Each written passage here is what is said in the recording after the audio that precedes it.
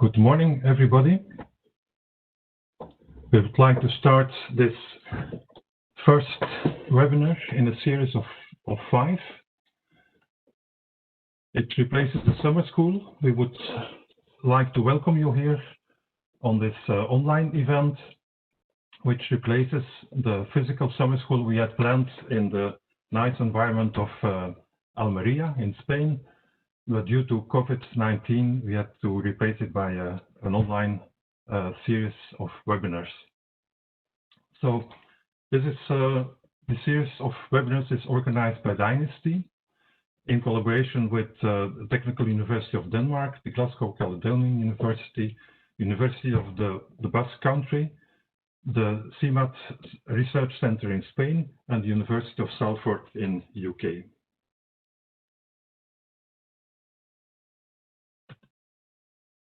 This first short webinar will be introduced to you by myself. I'm Luk Vandaele. I'm working as a volunteer for the Dynasty platform, and by Richard Fitton, who is a professor and researcher at the University of Salford in Manchester, UK. The webinar is managed by Maria Kapsalaki and Valérie Le Prince, both from INIVE, and they will do the technical aspects of this management. So please check whether the sound is okay. If not, try to correct it through the Communicate tab on your screen. And if needed, you can run an audio test, a speakers test, which is indicated there. I hope it works very well for everybody. So if you have a question, you can put it in the Q&A box.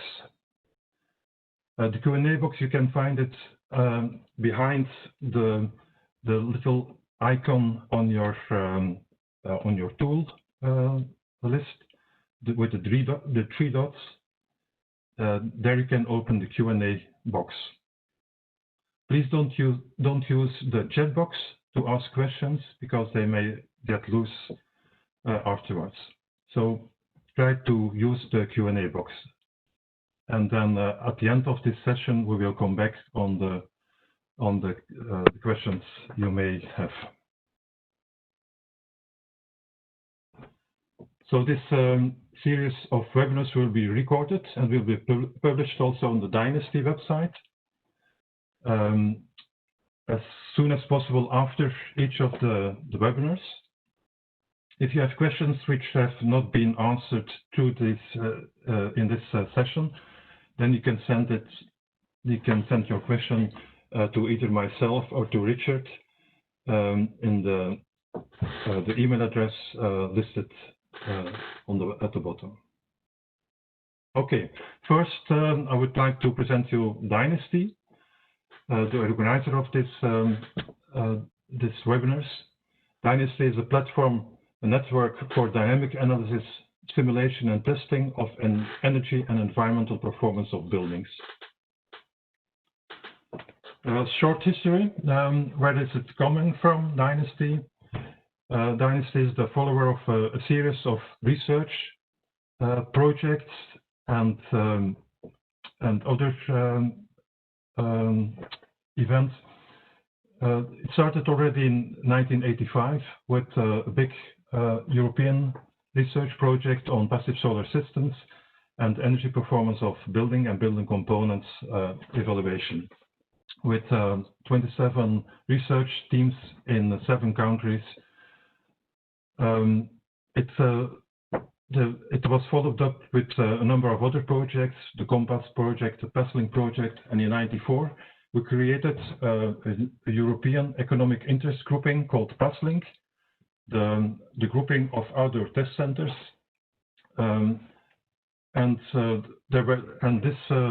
this grouping, which was an economic and legal entity, it was also the initiator and the manager of a number of new projects among others, one on hybrid photovoltaic systems in buildings. The IQ test project was developing quality procedures for testing and evaluation of energy performance, testing and simulation. The DMBC project was also an extension to the new member states in the east of Europe. And then in 2005, the PASLink grouping was dismantled, it was dissolved. And then we created Dynasty as an open platform, a more informal platform, which was hosted by INIVE. And afterwards, Dynasty was also involved in research projects from the International Energy Agency, the annexes 58 and 71, which is still running at this moment. And in 2012, we started also a series of summer schools for training of young researchers. So Dynasty is one of the platforms which is hosted by INIVE. INIVE is an international network on ventilation and energy performance information, created by a number of bigger research institutes in Europe. It hosts, besides Dynasty, also the platforms of the portal built up for energy performance in the frame of the European directive. The Air Infiltration and Ventilation Center, the Tight Vent Europe on air tightness of buildings and ventilation systems, the Venticool platform on ventilative cooling for summer comfort, and a number of projects. So we operate under the umbrella of INIVE as an open platform for the exchange of knowledge and experience. And at this moment, Dynasty is responsible for the subtask 5 on the development of a network of excellence in the frame of the IEA project Annex 71. What is the objective of Dynasty? It's a network on dynamic testing and evaluation of energy performance in buildings. It tries to consolidate the existing knowledge of different research projects and experiences.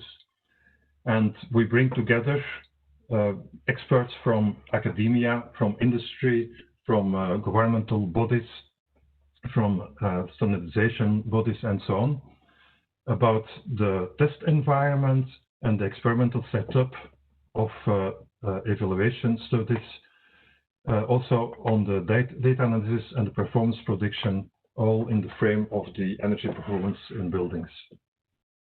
And as I said, at this moment, we are running the subtask 5 for the Annex 71. How does it work? Dynasty is an open platform. It was created after the PASLink economic interest grouping. The aim is the information exchange, and we have some funds available, which is the heritage of the PASLink EIG. We have some services by the INIVE grouping. We are sponsored by industry for certain activities, and we lean a lot on voluntary work by the different people involved in it. Besides the subtask of the Annex 71, we facilitate also an interaction with the target groups, the standardization bodies in OSCEN, industry, the IEA annexes, other EU projects, etc. We organize some workshops, and for instance, last year we had a big symposium in Bilbao in April called "The Building as a Cornerstone of Our Future Energy Infrastructure." You can still find the presentations and some reports about that event on the website of Dynasty.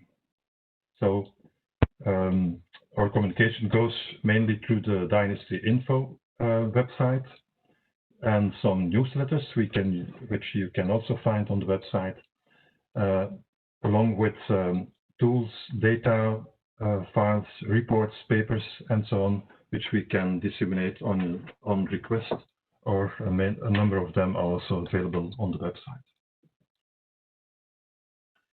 So I would like now to hand over the floor to Richard Fitton, who will present you this series of webinars and this training course. Hi, thanks, Luke. I'll just switch over. Just give me a second.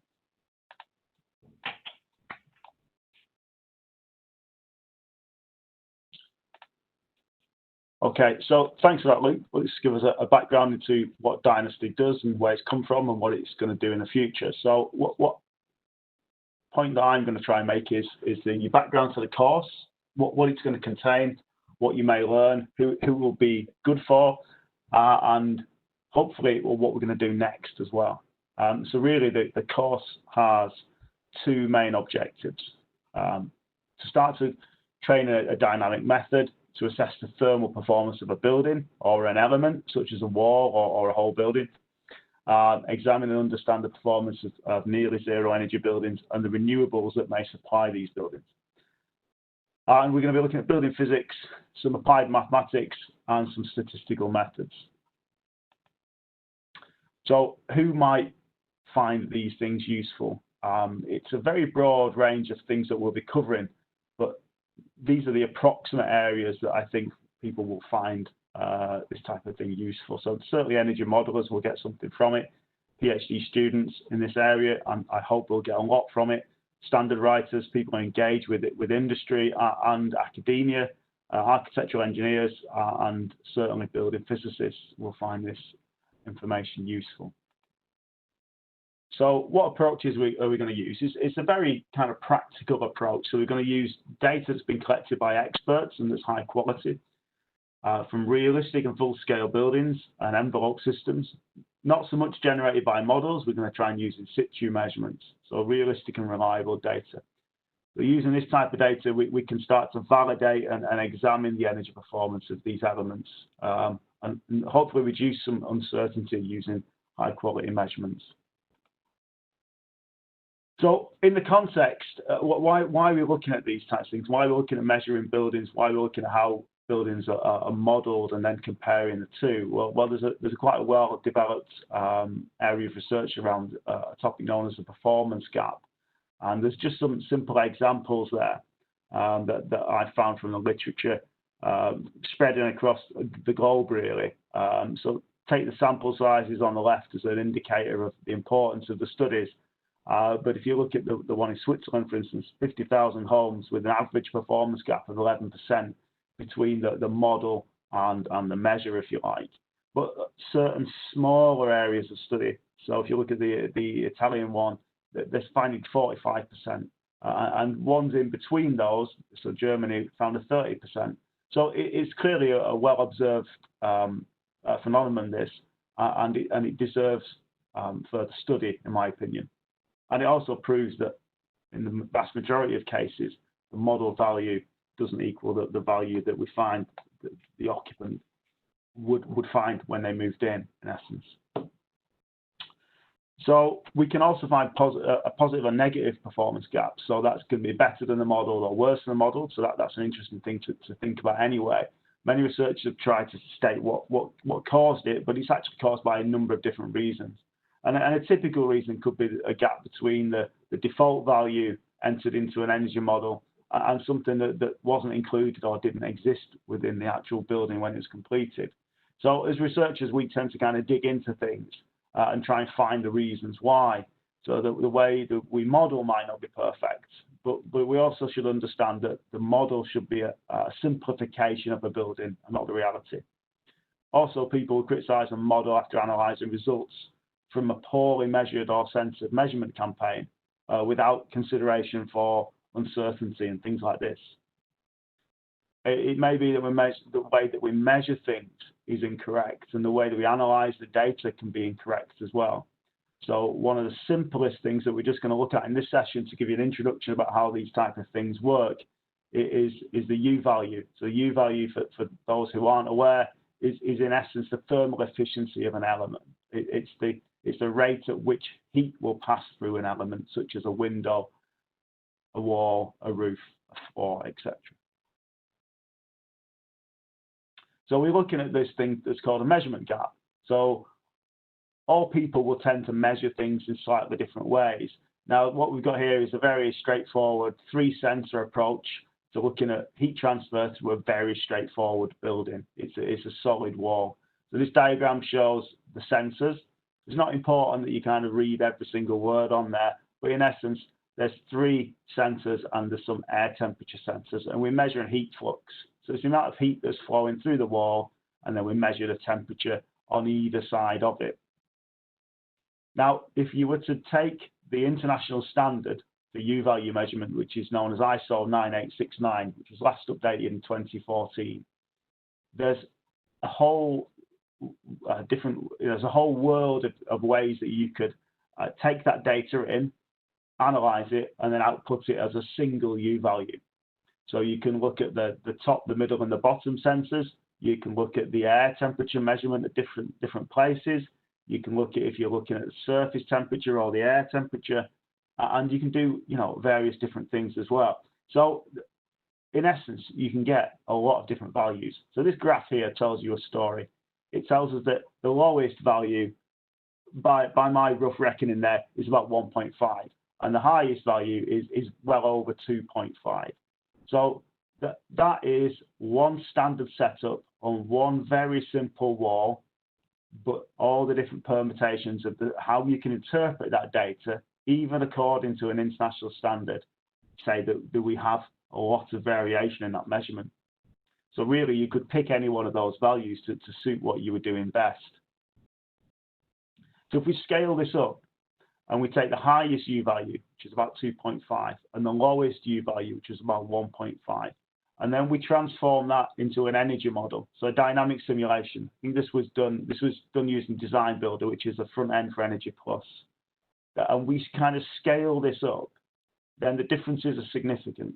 So if we take the running costs, which is just over here on the right-hand side of this slide, as one of the important outputs of our energy models. So roughly now the euro is approximately the same as the pound. So we've gone from 400 euros, more or less, down to 300 euros just by using those 2 different U values that we've measured. So it's a significant difference. So we need to be conscious of which values we're using to input into these models.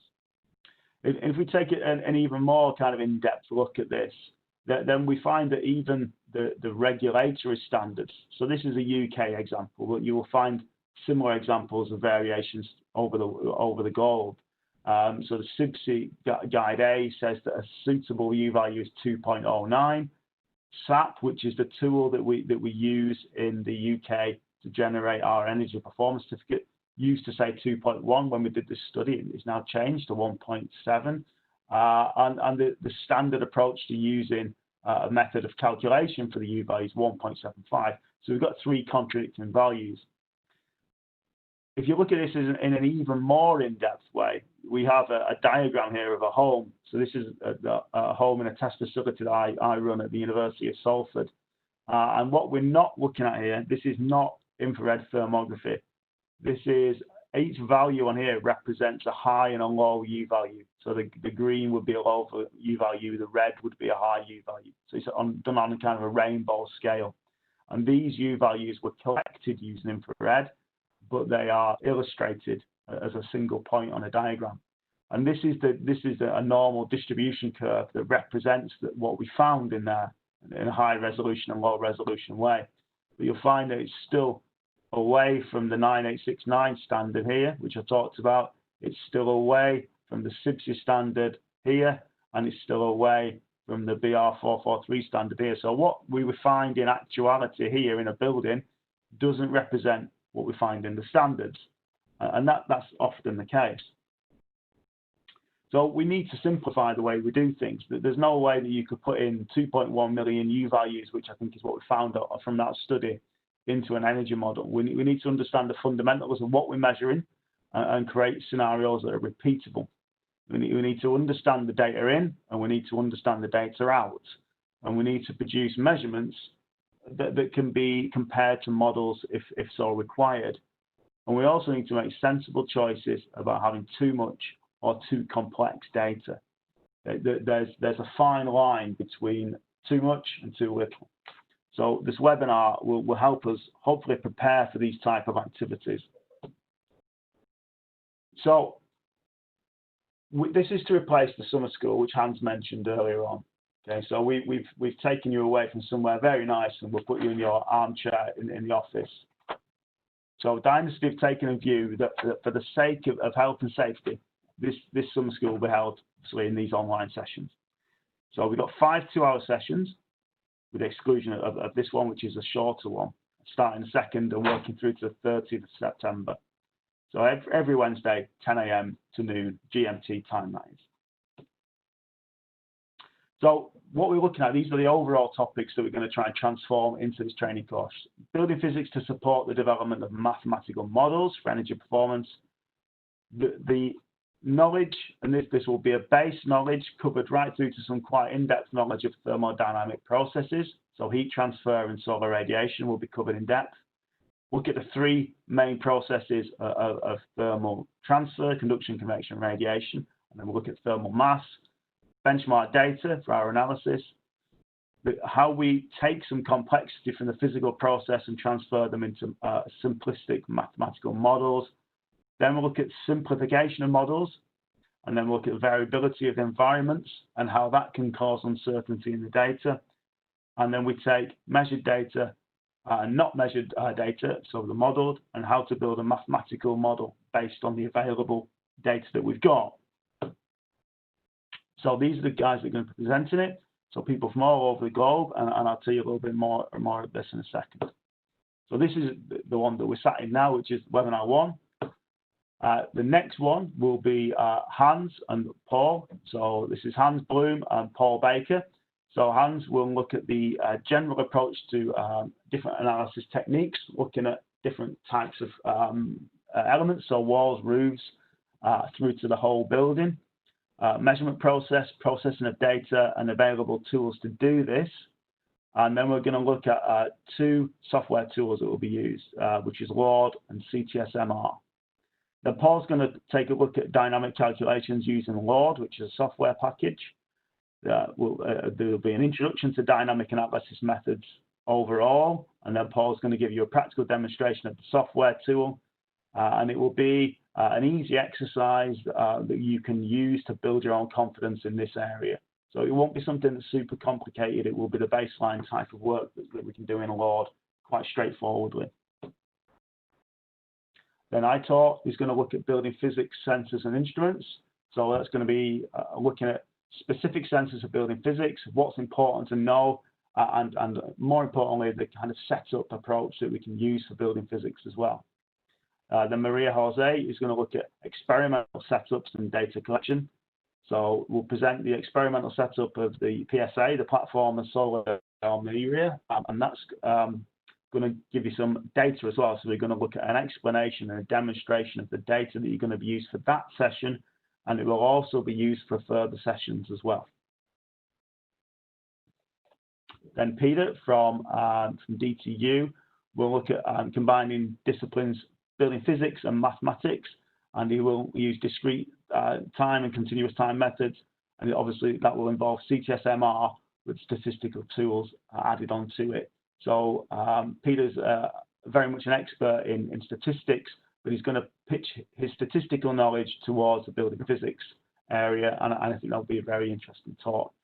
Then you've got Araiti, who's going to look at the CTS-MR software, and she will give a demonstration with this data that we've already mentioned from the PSA setup previously.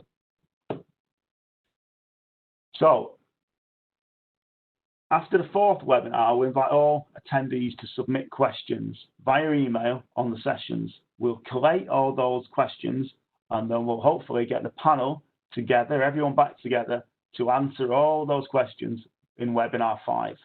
Okay, so at the end of that session, we'll take them all in, and then we'll answer them in webinar 5. So this year has been a bit of an odd year for the summer school. We've had to do it like this. which probably wouldn't have been our preferred way of doing it. But the planning is going ahead now for the next summer school to take place over in Almeria in Spain in June 2021. Will be full summer school with classroom-based learning sessions and interactive sessions. If everything goes to plan, that's what will happen next year. So the future of these workshops and seminars and the summer school, hopefully we'll try and bring this up to where we're looking at current data. So online platforms such as weather API, renewable energy data through APIs probably as well. The use of onboard systems such as connected thermostats and home controls, and the use of smart metering data for an energy input is something that we all should be well aware of. So most countries now have access to at least most of this data, and some have got all of the data. So this links closely with the work of International Energy Agency Annex 71, which focuses on that above mentioned data to deem the energy performance of a dwelling. So for those who aren't aware of Annex 71, the link is there, and you can find it very easily actually by Googling it. We will provide learning not only the acquisition of this data using live API access to smart meters and controls, but the analytical tools to deem the energy performance. So I think that is really important, that we start with some simpler stuff now, but we work towards using more advanced ways of collecting our data to deem the energy performance of a building and how that might transform in the future. Okay, so that's the end of my presentation. So I'm going to stop sharing my screen for a second. And I'm going to see if we have any questions from the panel. So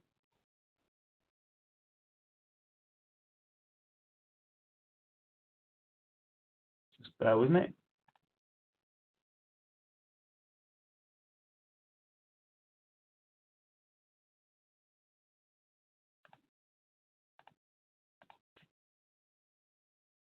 Okay, so you should be able to see my screen. So we have some questions.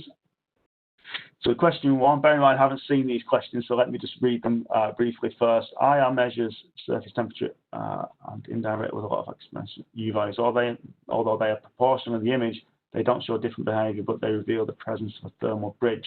So the easiest way I can answer this question is to refer you to the paper that was published about 2 or 3 years ago.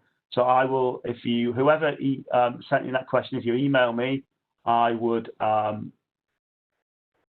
send me an email and I will reply with the link to the paper. And we'll also put a link on the slides when we publish the slides to that paper as well.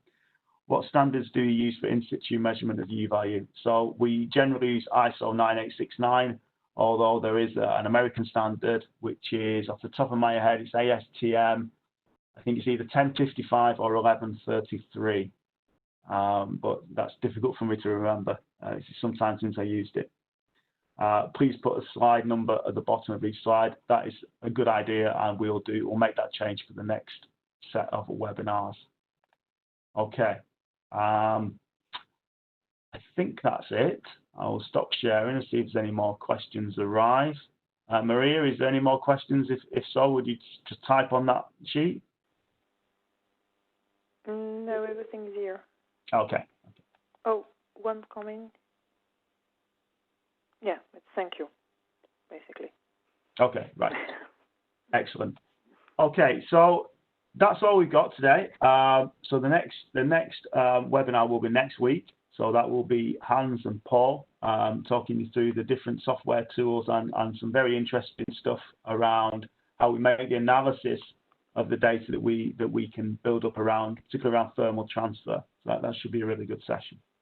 Okay, so that's 10:29. We kept it nice on time. Any questions, feel free to email either myself or Luke, and we'll hopefully see you next week.